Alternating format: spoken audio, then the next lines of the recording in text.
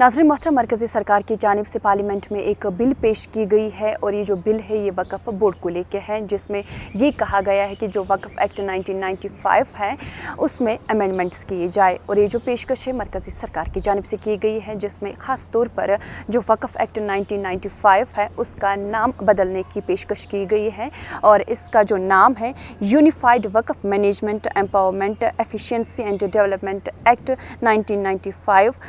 नाम रखने की तजवीज़ पेश की गई है। आपको ये भी बताते चले, इस बिल में मज़ीद अमेंडमेंट्स कराने की बात की गई है, जिसमें ये भी कहा गया है कि इस बिल के तहत इस बिल में जो सेक्शन 40 है, यानी कि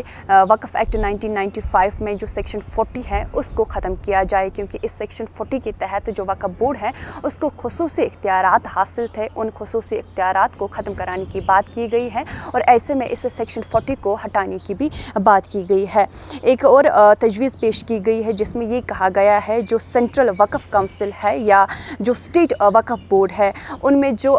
वक्फ़ बॉडीज़ होती है उनमें ख़वातीन की रिप्रेजेंटेशन भी होनी चाहिए, यानी कि जो वक्फ़ बोर्ड है उसमें खुसूसी इख्तियारात ख़वातीन को भी दी जानी चाहिए, जिसमें ख़ास तौर पर मुस्लिम ख़वातीन या गैर मुस्लिम ख़वातीन की बात की गई है कि इनको भी वक्फ़ बॉडीज़ में रिप्रेजेंटेशन कराने की बात की गई है। मुस्लिम और गैर मुस्लिम ख़वातीन की रिप्रेजेंटेशन के साथ साथ इस बिल में ये भी कहा गया है कि जो बोहरा है या आगा खानियाँ हैं उनके लिए एक अलहदा बोर्ड ऑफ अवकाफ़ होना चाहिए, यानी कि उसके क़याम की भी तजवीज़ पेश की गई है। इसके साथ साथ जो मुस्लिम कम्युनिटीज़ के जो दीगर तबकात है, यानी कि शिया है, सुन्नी है या आगा खानियाँ हैं या बोहरा कम्युनिटी के जो मेंबर्स हैं उनको भी रिप्रेजेंटेशन मिलनी चाहिए इस वक्फ़ बोर्ड में। साथ ही साथ ये भी बताया गया है कि इससे पहले क्या हुआ करता था कि 1995 एक्ट जो है उसके मुताबिक अगर कोई भी शख्स कोई अपनी प्रॉपर्टी जो है सदकात या खैरात के तौर पर वक्फ़ को पेश करना चाहता था तो वो पूरे जो इख्तियारात थे वो वक्फ़ बोर्ड को हासिल थे। लेकिन अब इसमें अमेंडमेंट कराने की बात की गई है। अब ये कहा गया है कि अगर कोई भी शख्स अपनी जायदाद को वक्फ़ बोर्ड को पेश करना चाहे तो ऐसे में उसे करना है कि जो रेवेन्यू कवानीन है, रेवेन्यू कवानीन के मुताबिक उसकी म्यूटेशन के लिए एक पूरा प्रोसीजर बनाया जाए और उसके मुताबिक ही वो जो अपनी प्रॉपर्टी है वक्फ़ बोर्ड को पेश करे। आपको मैं ये भी बताती चलूँ कि जो वक्फ़ एक्ट 1995 है उसमें 2013 में अमेंडमेंट किए गए थे और जो वक्फ़ बोर्ड है उसको खुसूसी इख्तियारात दिए गए थे। अब वो खुसूसी इख्तियारात जो है वो